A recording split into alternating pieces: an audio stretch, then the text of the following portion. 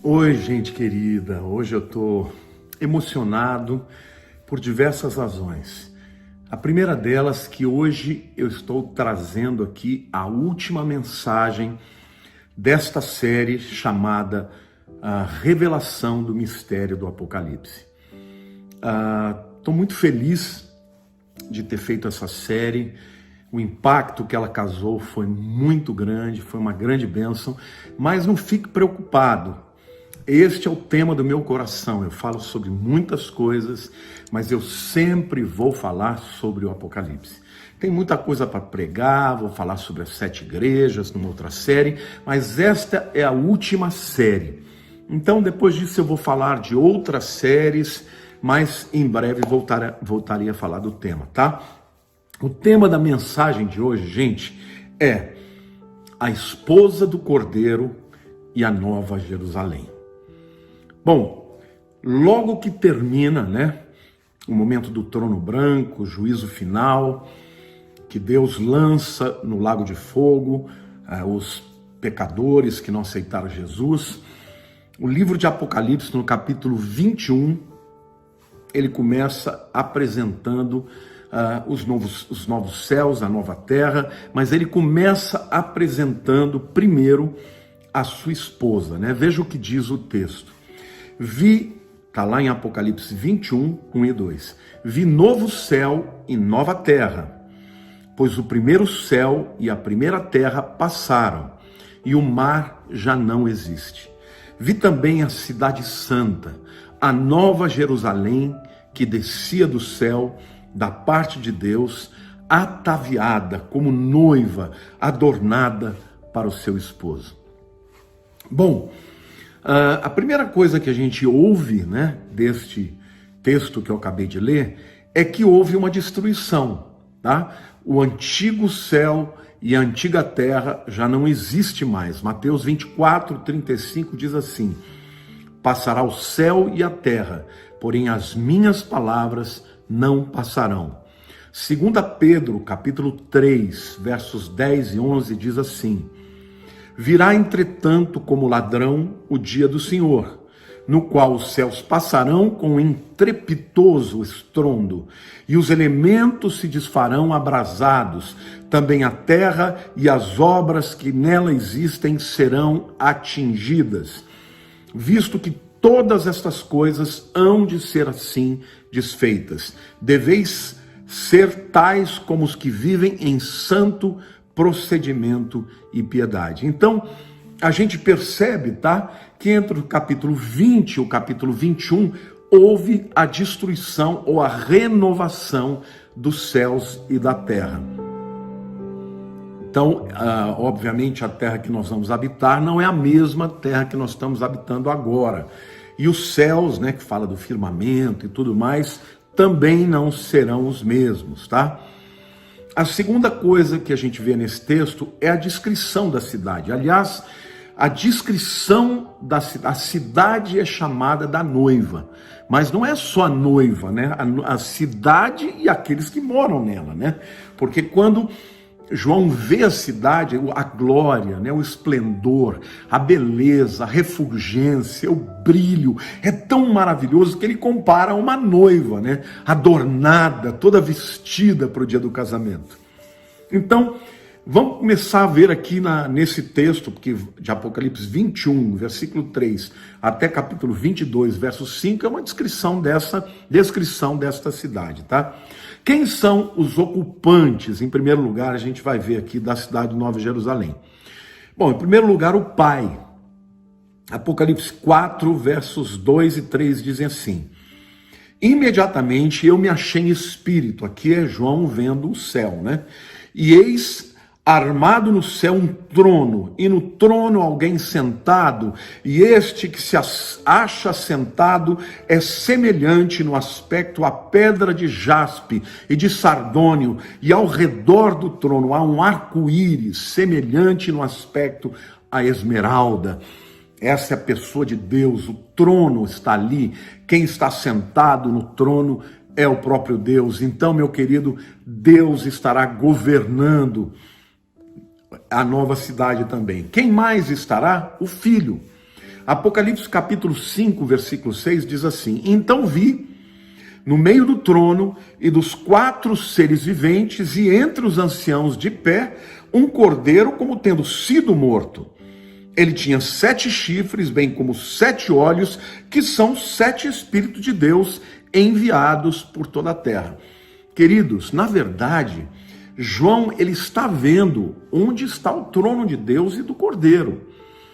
Esse trono já é na Nova Jerusalém. A Jerusalém já está numa outra dimensão. Só que lá no Apocalipse 21, João vê essa Nova Jerusalém vindo para a dimensão física que nós vivemos, tá? Mas aonde Deus habita agora já é na Nova Jerusalém, onde está o trono de Deus, onde está o trono do Cordeiro. Também o Espírito Santo estará lá na Nova Jerusalém. Apocalipse 22, 17 diz assim: o Espírito e a noiva dizem, vem. Aquele que ouve, diga, vem. Aquele que tem sede e quem quiser, receba de graça da água da vida. Olha, meus amados, que coisa maravilhosa. A chamada para que as pessoas façam parte da noiva é a chamada do Espírito de Deus. É Ele quem diz vem, mas a noiva que já aceitou o convite, ela também convida e diz vem. E aqui eu quero declarar para vocês, milhões de pessoas que vão me ouvir, eu profetizo, vem para o Senhor, vem para a noiva, vem fazer parte deste reino extraordinário, maravilhoso, que é o reino do nosso Deus, aleluia. E a Bíblia diz, aquele que tem sede, venham. E quem quiser receba de graça a água da vida. Meu amado, você não tem que pagar porque o preço já foi pago. Você não tem que merecer porque o Jesus, o nosso Senhor, já mereceu. Você simplesmente tem que ter sede da água viva que é Jesus. Você tem que ter sede da presença dele, de viver com ele para toda a eternidade. E a Bíblia diz, e quem quiser receba de graça da água da vida. Aleluia! Que coisa maravilhosa! A Nova Jerusalém, ela é para todo o que crê, para todo aquele que tem sede, para todo aquele que bebeu da água da vida. Amém? Quem mais estará lá habitando? Os anjos de Deus.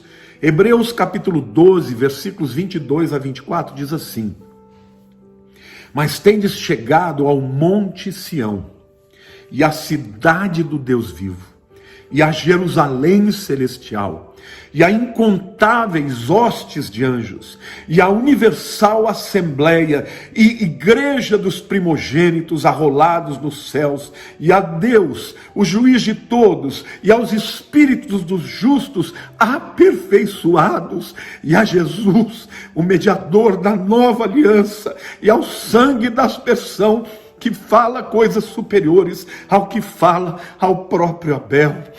É onde nós chegamos, irmãos. É onde nós já chegamos com direito. Ainda nós não estamos vendo isso tudo acontecer, mas já é nosso direito, já é nossa herança, já é nosso destino. Por isso, ó morte, onde está a morte, a tua vitória? Onde está a morte, o teu aguilhão? Queridos, essa é a herança de quem crê, essa é a herança de quem se rende a Jesus.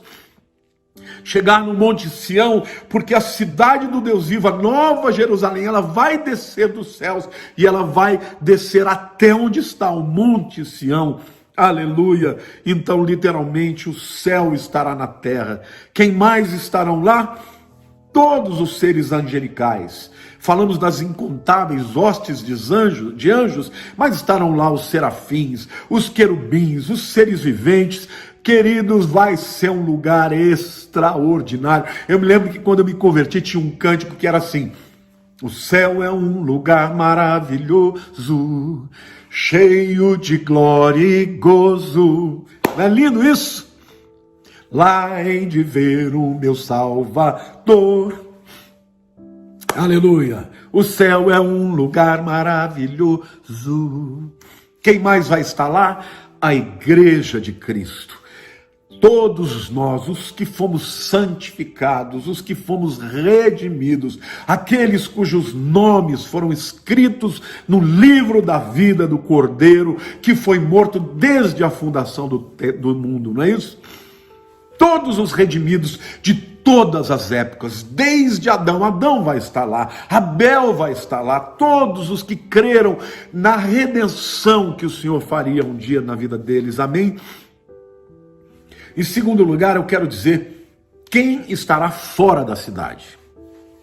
Apocalipse 21, versículo 8 diz assim: quanto, porém, aos covardes, aos incrédulos, aos abomináveis, aos assassinos, aos impuros, aos feiticeiros, aos idólatras e todos os mentirosos, a parte que lhes cabe será no lago que arde com fogo e enxofre, a saber, a segunda morte.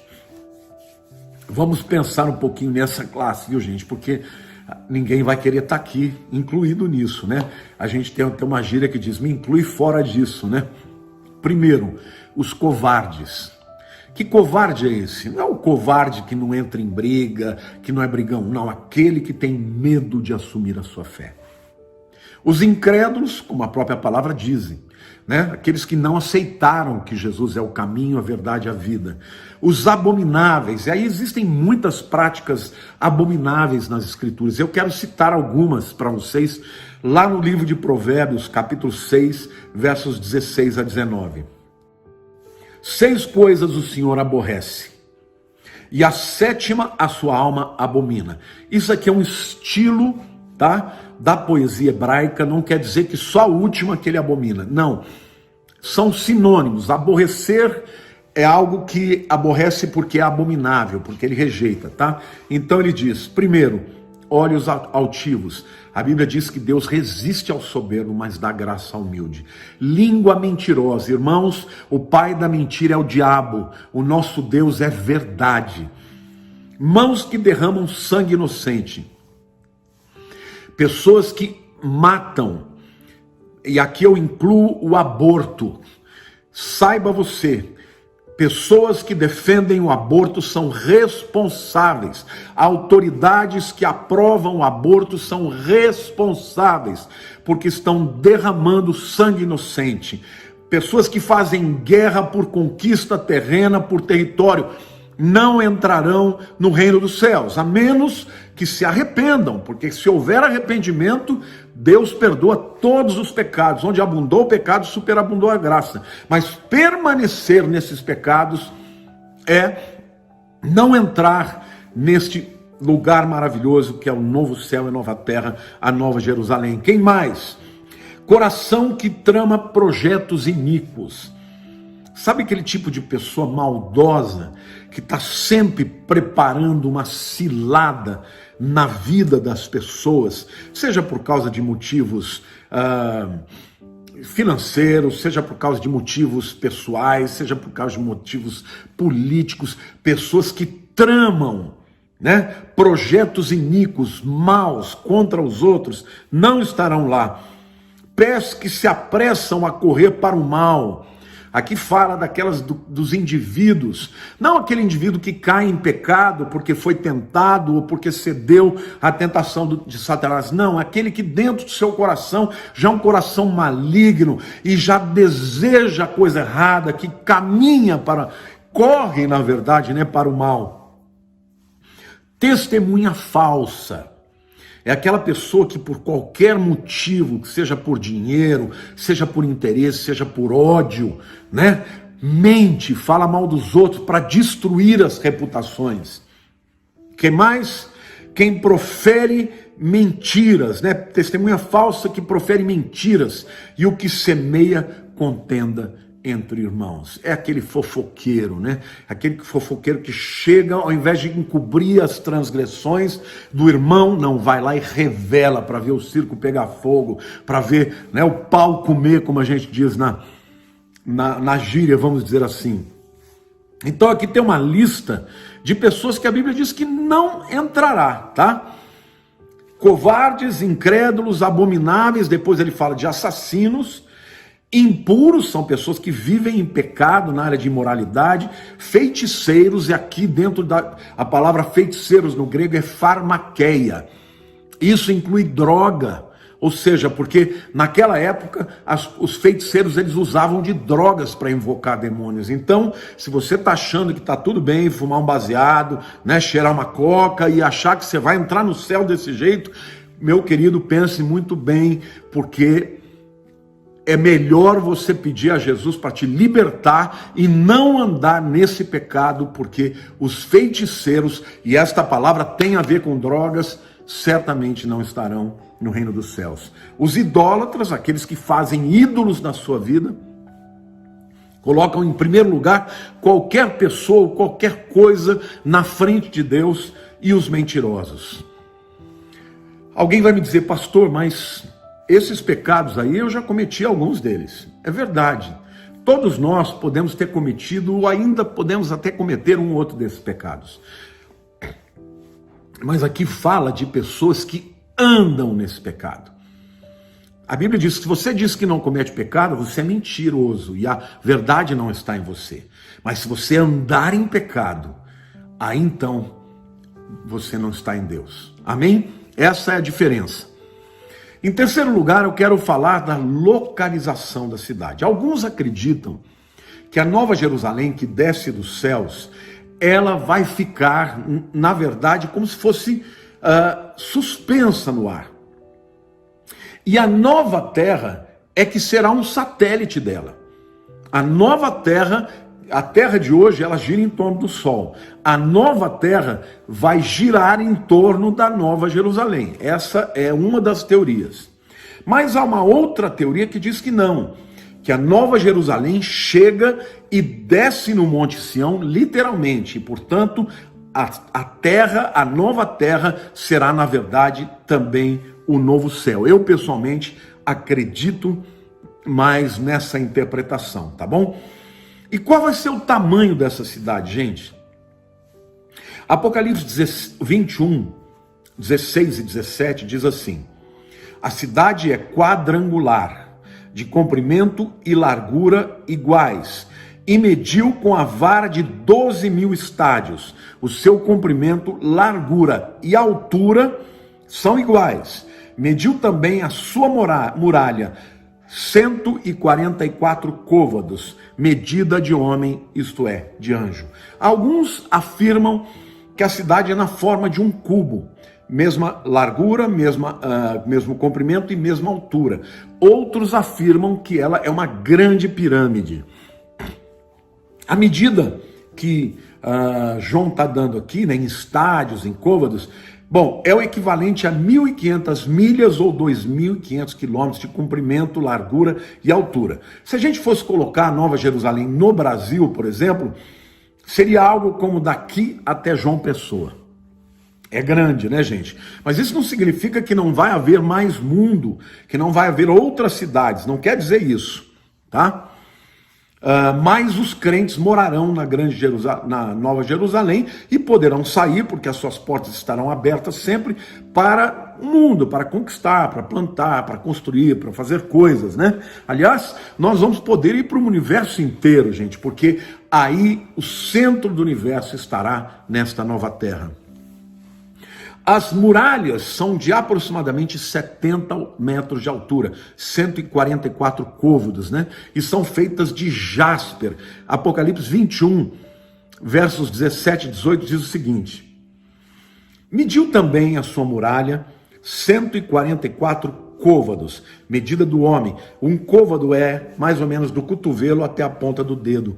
Vamos falar aí de aproximadamente 45 a 50 centímetros. Então, a muralha é de aproximadamente 70 metros de altura, né? A estrutura da muralha é de jaspe. Também a cidade é de ouro puro, semelhante ao vidro límpido. Que coisa maravilhosa, gente. Que coisa extraordinária. Os portões da cidade são 12 portões. 3 para o norte, 3 para o sul, 3 para o leste, 3 para o oeste. Apocalipse 21, 12 e 13 diz assim: tinha grande e alta muralha, 12 portas, e junto às portas 12 anjos, e sobre elas nomes inscritos, que são os nomes das 12 tribos dos filhos de Israel. 3 portas se achavam a leste, 3 ao norte, 3 ao sul e 3 a oeste. O versículo 21 diz: as 12 portas são 12 pérolas, e cada uma dessas portas de uma só pérola. A praça da cidade é de ouro puro, como vidro transparente. A Bíblia diz assim no versículo 25: as suas portas nunca, jamais se fecharão de dia, porque nela não haverá noite. Apocalipse 21, 25. Então, que coisa linda. Uma cidade enorme, com portas enormes. A porta da cidade é uma pérola, irmãos. A pérola inteira será a porta. Que tamanho de pérola, né, gente? E essas 12 portas estão divididas nos 4 cantos, né? Norte, sul, leste, oeste.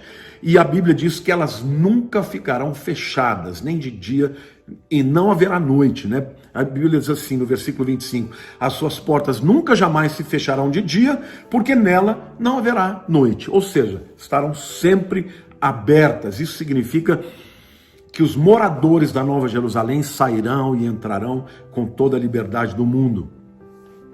A fundação, né? Quando a gente constrói alguma coisa grande, a gente precisa antes fazer a fundação. E a fundação desta cidade está lá em Apocalipse 21, versículo 14, depois 19 e 20, diz assim: a muralha da cidade tinha 12 fundamentos, e estavam sobre esses 12 nomes dos 12 apóstolos do Cordeiro. O versículo 19 do capítulo 21 diz assim: os fundamentos da muralha da cidade estão adornados de toda espécie de pedras preciosas. O primeiro fundamento é jaspe, o segundo é de safira, o terceiro de calcedônia, o quarto de esmeralda, o quinto de sardônio, o sexto de sárdio, o sétimo de crisólito, o oitavo de berilo, o nono de topázio, o 10º de crisópaso, o 11º de jacinto e o 12º de ametista. Que coisa tremenda, gente. 12 tipos de fundações ou fundamentos, né? A fundação inteira vai ter 12 camadas dessas pedras preciosas, e o texto diz que elas serão cravejadas de outras pedras, de brilhantes, de outras pedras preciosas, né? Maravilhoso.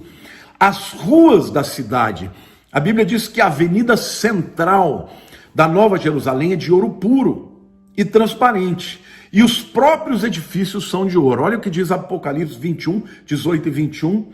A estrutura da muralha é de jaspe. Também a cidade é de ouro puro, semelhante a vidro límpido. E o versículo 21 diz assim: as 12 portas são 12 pérolas, e cada uma destas portas de uma só pérola. A praça da cidade é de ouro puro, como vidro transparente.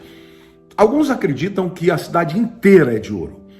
Outros dizem que a menção específica desta rua principal, desta avenida principal sendo de ouro, e também a praça central sendo de ouro, talvez as outras coisas não sejam totalmente de ouro, né? Pode ser que alguns prédios sejam, mas eu sei que vai ter ouro demais na grande cidade, a Nova Jerusalém. Bom, no centro da cidade vai haver o trono. Apocalipse 22, versículos 3 e 4 diz assim: nunca mais haverá qualquer maldição. Nela está o trono de Deus e do Cordeiro. Os seus servos o servirão, contemplarão a sua face, e na sua fronte estará o nome dele. Queridos, você já pensou você poder ver a face de Jesus? Você poder ver a face de Deus? Você já pensou que coisa maravilhosa? Moisés desejou ver a face de Deus. Deus falou: Moisés, eu não posso te mostrar, porque um homem que vê morre. E Deus colocou Moisés lá na penha, e Deus se mostrou para Moisés só pelas costas. Filipe falou para Jesus: Senhor, mostra-nos o Pai. Um dia, querido, todos nós vamos ver a face a face do nosso Salvador, a face do nosso Abba, do nosso Paizinho, do nosso Papai, do nosso Senhor, do nosso Salvador. E a Bíblia diz que os seus servos servirão e contemplarão a sua face, e na sua fronte, na testa, estará o nome dele. Aleluia! Do trono de Deus e do Senhor Jesus sairá um rio, o rio de água viva. Está lá em Apocalipse capítulo 22, versículo 1, que diz assim: então me mostrou o rio da água da vida, brilhante como cristal, que sai do trono de Deus e do Cordeiro. Sabe, gente, no 8º dia da festa dos tabernáculos, Jesus, quando o povo estava indo, naquela procissão, juntamente com os sacerdotes, buscando águas do tanque de Siloé, eles cantavam: vinde, bebam das águas da salvação, no hebraico é das águas de Yeshua. E Jesus se levantou no meio daquele povo e começou a bradar: eia, eia, quem tem sede, vem a mim e beba, e aquele que crer, do seu interior fluirão rios de água viva. Na verdade, era Yeshua dizendo: vinde e bebam das águas de Yeshua, das águas de salvação. E quem crer, do seu interior fluirão rios de água viva. Queridos, esse rio de água viva já flui através de nós. A vida de Deus emana através de nós. Mas um dia, queridos, nós estaremos vendo toda a plenitude, esse rio caudaloso, de águas límpidas. É a água viva que sairá do trono de Deus, do próprio Deus e do Cordeiro. Aleluia! Não haverá mais morte, não haverá mais enfermidade, não haverá mais pecados. Somente a vida do Senhor emanará do seu trono e correrá no meio desta cidade. Que coisa extraordinária! Lá na cidade também, na praça principal, haverá a árvore da vida. No versículo 22 diz: no meio da sua praça, de uma e de outra margem do rio, estará a árvore da vida. Quer dizer, fica claro que haverá mais de uma árvore, tá? Provavelmente várias árvores, da vida, que produz 12 frutos, dando seu fruto de mês em mês, e as folhas da árvore são para cura dos povos e das nações. Ou seja, queridos, nós vamos beber da água da vida, as folhas da árvore provavelmente vão ser comidas, vamos comer os frutos e as folhas vão ser usadas para a cura. Não haverá enfermidade por conta disso, tá? E a Bíblia mostra que lá no início, no Éden, quando Deus criou Adão e Eva, o homem tinha acesso à árvore da vida. Portanto, nunca ia morrer. Mas no momento que ele escolheu desobedecer a Deus, no momento que ele duvidou da fidelidade de Deus, o homem foi expulso e 2 querubins foram colocados na porta para impedir que o homem tivesse acesso à árvore da vida e perpetuasse o seu estado de pecado. Mas agora, irmãos, agora nós já teremos corpos glorificados. Agora não poderemos mais pecar, não haverá impureza, não haverá pecado. E lá nós estaremos de novo tendo acesso ao fruto da árvore da vida. Deve ser algo maravilhoso, algo extraordinário que nós vamos experimentar. Queridos, eu sonho com esse dia. Eu prego a palavra para que você possa sonhar também. Porque a transformação de uma pessoa, de um pecador, num filho de Deus, começa, em primeiro lugar, com o desejo daquela pessoa de ser de Deus, de fazer as coisas direitas, do reconhecimento de que sozinhos nós não podemos, de que nós somos pecadores, de que nós somos inclinados para a morte, mas o desejo e a sede de buscar ao Senhor Jesus, para que Ele transforme a nossa vida. Eu quero dizer uma verdade aqui, uma revelação tremenda. Quando nós aceitamos Jesus, nós somos libertos, irmãos, da condenação do pecado.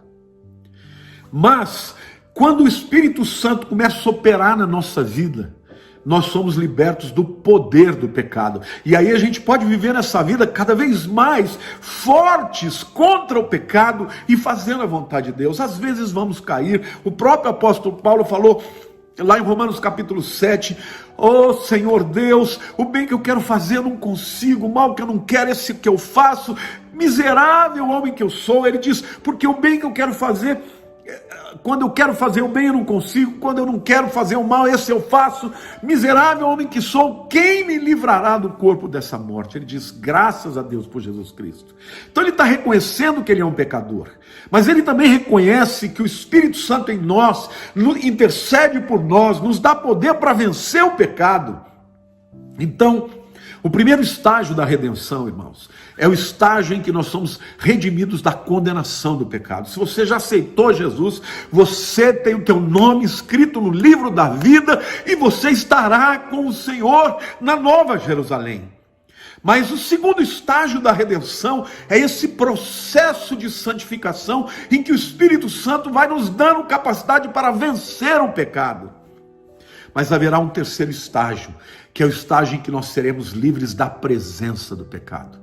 É ali, na Nova Jerusalém, quando não haverá mais pecado, amém, irmãos? E por isso poderemos comer da árvore da vida e usar da água da vida e também das folhas da árvore da vida, que são cura para as nações.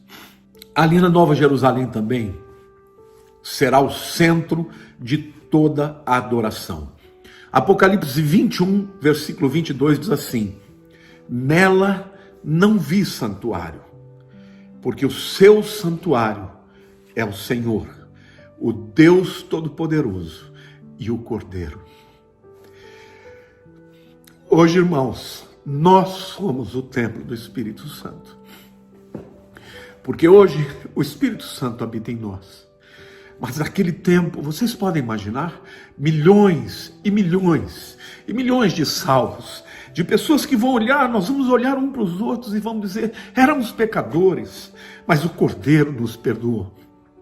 Então nós vamos estar diante dele, diante daquele que é o nosso Senhor, o nosso Salvador, e nós vamos adorá-lo.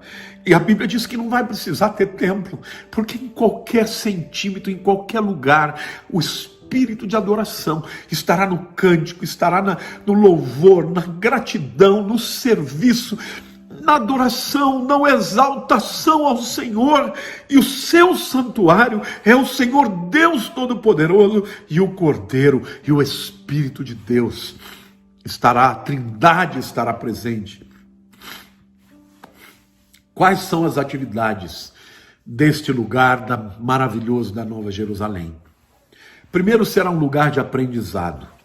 1 Coríntios capítulo 13, versículo 9 e 10 diz o seguinte, porque em parte conhecemos e em parte profetizamos. Quando, porém, vier o que é perfeito, então o que é em parte será aniquilado. A palavra de Deus também diz, a vida eterna é essa, que te conheçam como único Deus. Queridos, por toda a eternidade, nós vamos receber por osmose a revelação, a instrução, o conhecimento. O próprio Deus falará dentro de nós. E hoje, por mais que conheçamos a palavra, ainda vemos de maneira imperfeita, de maneira parcial, temos interpretações diferentes. Naquele dia, não. Todo mundo terá a revelação completa, então será um lugar de instrução, e nós não só conheceremos as coisas sobre Deus, como Ele criou o universo, os universos que existem, as diversas dimensões, tudo da história, nós saberemos a guerra de Satanás contra Deus, nós saberemos de tudo. E infinitamente, ao longo da eternidade, estaremos aprendendo e absorvendo. Quanto mais conhecemos a Deus, mais conheceremos a verdade. O céu, meus amados, será um lugar de muita música, de muita adoração, de muito louvor. Apocalipse capítulo 14, versículo 3 diz assim, entoava um novo cântico diante do trono, diante dos 4 seres viventes e dos anciãos. E ninguém pôde aprender o cântico, senão os 144 mil que foram comprados da terra. Aqui é contra aqueles 144 mil judeus chegam na presença de Deus nos céus e começam a cantar um cântico novo que ninguém conhecia, a não ser eles que estavam cantando. O céu é lugar de muita cantoria e muita adoração.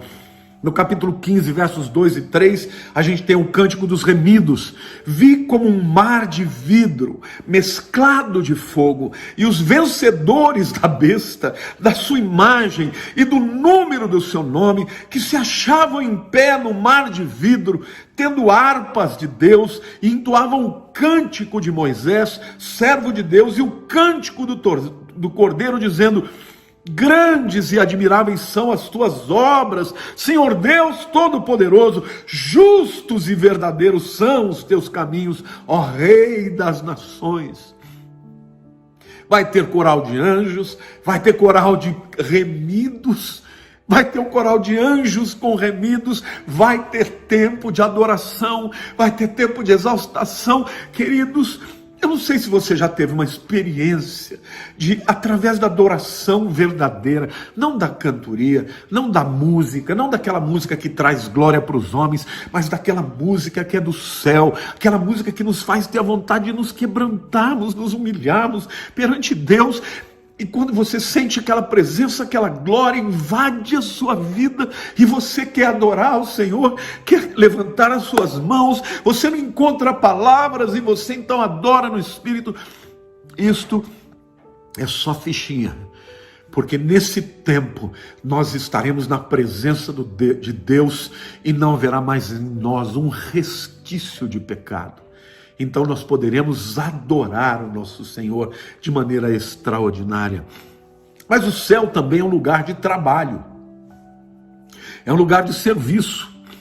Apocalipse 22, versículo 3 diz assim: nunca mais haverá qualquer maldição, nela estará o trono de Deus e do Cordeiro, os seus servos o servirão. Servir fala de trabalho.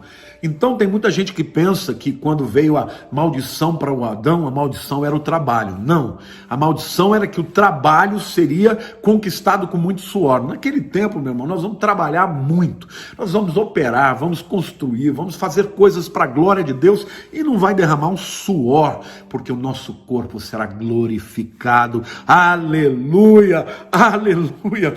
A gente não sabe exatamente qual que é a natureza desse serviço. Mas a Bíblia fala certamente de governo, de administração, né, de produzir, de construir. A Bíblia fala sobre isso. Então, haverá trabalho e serviço para a honra e glória do nosso Deus. Amém? Eu acredito que o universo inteiro será o palco do nosso trabalho, né? A gente, como vai viajar na velocidade da luz, quando a gente tiver que ir para o outro lado do universo, atravessar, né, os buracos, os buracos dimensionais, né, a gente vai poder em todas as dimensões servir ao nosso Deus. Mas o céu também é um lugar de comunhão. Mateus capítulo 17, versículo 3 diz o seguinte: e eis que lhes apareceram Moisés e Elias, falando com ele. Aqui fala da transfiguração de Jesus. E 1 Coríntios capítulo 13, versículo 12 diz: porque agora vemos por espelho, obscuramente, então veremos face a face. Agora conheço em parte, então conhecerei como também sou conhecido. Uma pergunta que muita gente me faz é: pastor, a gente vai conhecer as pessoas quando a gente estiver no céu? Vai, meus queridos, vamos conhecer sim. Moisés e Elias apareceram diante de Jesus no momento da transfiguração. Eles já estavam do outro lado. E eles eram Moisés e Elias. Eles não mudaram a personalidade e eles se reconheciam. Até mesmo Pedro, Tiago e João reconheceram essas duas personagens, não é isso?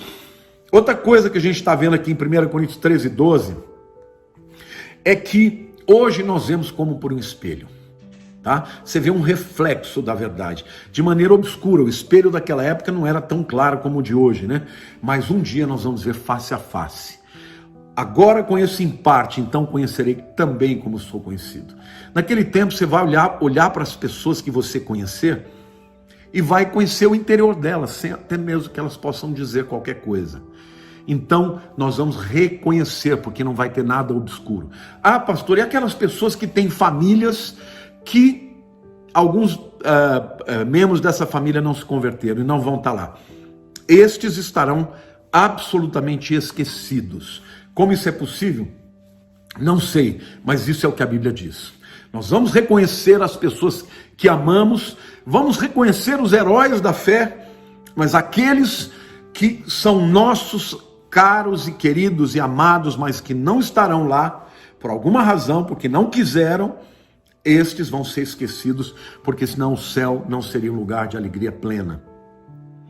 E agora eu quero falar de algo muito especial, e a esposa do Cordeiro, porque eu comecei dizendo para vocês que a mensagem de hoje seria a mensagem, da esposa do Cordeiro e da Nova Jerusalém.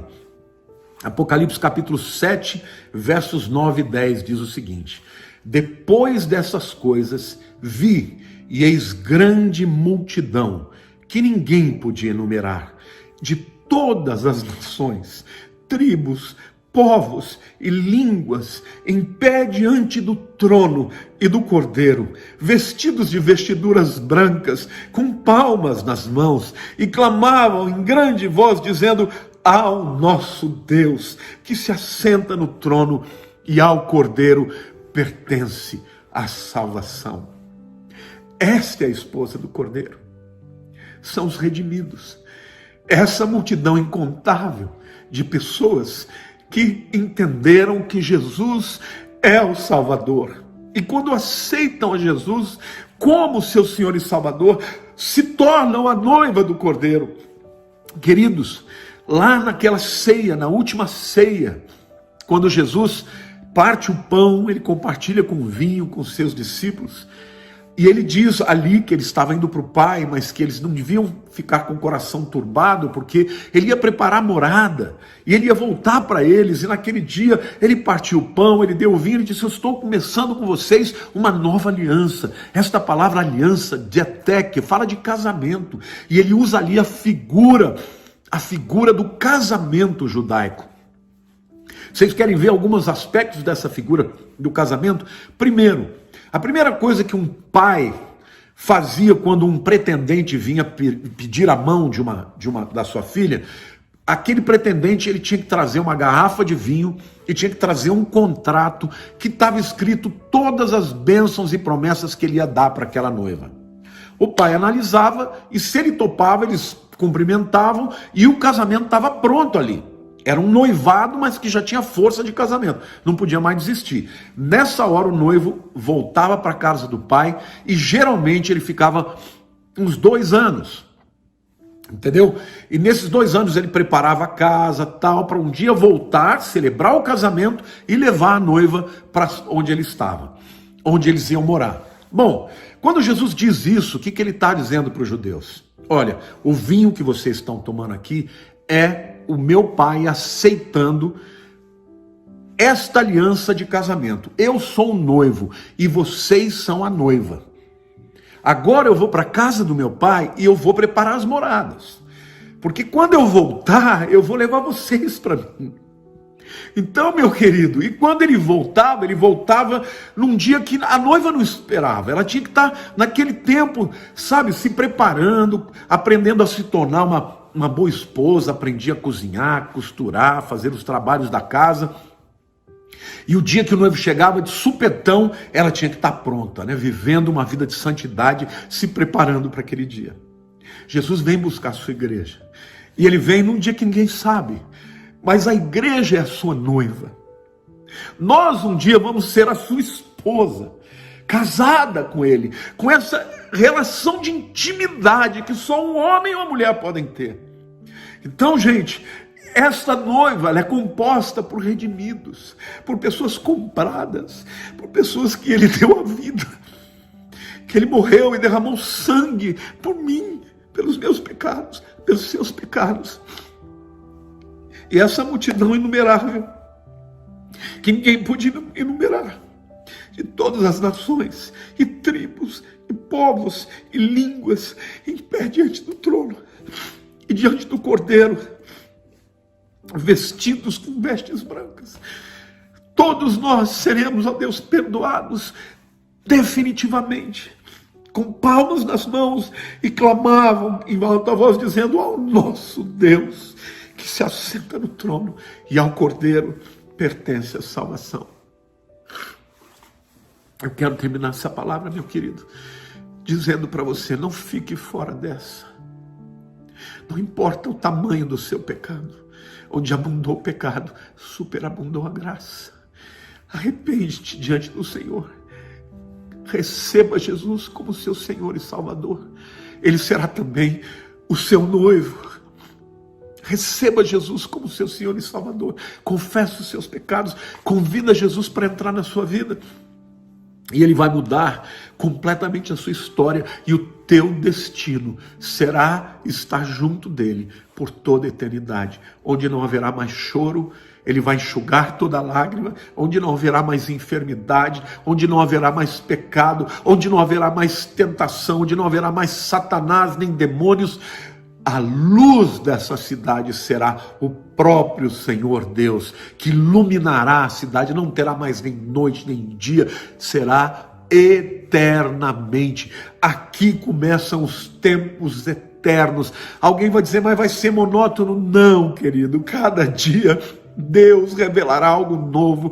Cada dia nós seremos mais consolados por Ele, mais amados por Ele. Vai ser extraordinário. A Bíblia diz que nem olhos viram, nem ouvidos ouviram, nem jamais penetrou no coração do homem o que Deus tem preparado para aqueles que o amam. E você ama Jesus? Ou você ama só as coisas dessa vida? Ame ao Senhor. Enquanto estivermos nessa terra aqui, nós temos que conquistar muita coisa. Eu não estou aqui com essa pregação trazendo uma visão de escapismo, eu não vou fazer mais nada. Não, temos muito que conquistar. Temos muito que invadir, conquistar a nossa nação, o Brasil para Jesus. Levar a palavra de Jesus a norte, a sul, leste, oeste, para que o Senhor Jesus seja o Senhor da nação brasileira. Porque a palavra de Deus diz: bendita a nação cujo Deus é o Senhor. Mas as nações do mundo, hoje os meus olhos estão para o mundo inteiro, para as nações. Eu quero abençoar você que está na Europa, você que está na África, você que está na Ásia, você que está na Oceania, você que está na América do Norte, América do Sul. Eu declaro e profetizo esta palavra indo para os 4 cantos da terra, para que a glória de Deus arranque das mãos de Satanás aqueles que hão de ser seus, para a honra e glória do seu nome. Deus te abençoe, meu querido. Viva para Ele, viva para esse dia. Se prepare. Se prepare para ser parte desta noiva que um dia se tornará esposa, porque nós vamos morar junto do nosso Deus. Que coisa maravilhosa, que coisa maravilhosa. Podemos estar eternamente com Ele. Que o Senhor te abençoe. E eu quero pedir aqui, com muita humildade, se você se sentiu abençoado por esta palavra, compartilhe com alguém, para que ela possa ir longe e trazer esperança, trazer libertação e trazer salvação para aqueles que confessarem a Jesus como Senhor e Salvador. Deus te abençoe, um beijo grande no teu coração, em nome de Jesus.